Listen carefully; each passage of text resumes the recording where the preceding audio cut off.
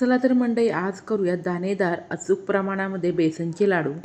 बेसन दाणेदार होण्यासाठी आज आपण एक नवीन ट्रिक पाहणार आहोत. 2 कप जाडसर बेसनमध्ये 2 चमचे साजूक तूप घालून बेसनाला व्यवस्थित चोळून झाल्यानंतर आता हे बेसन आपण पुरणाच्या चाळणीमध्ये चाळून घेऊयात. ही ट्रिक केल्यामुळे बेसन छान दाणेदार असे होते. सुरुवातीला 5 मिनिटे कोरडेच बेसन भाजून घ्यावे.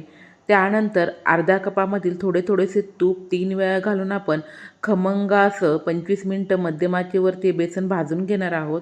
बेसनामध्ये अर्धा चमचा पाणी घातल्यानंतर चरचर असं पाणी झालं ना तर समजायचं बेसनाच्या लाडूसाठी बेसन छान भाजलेले आहे.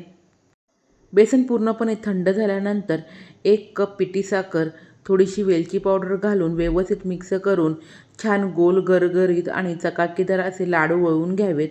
तर अशा प्रकारे दाणेदार बेसनाचे लाडू तयार.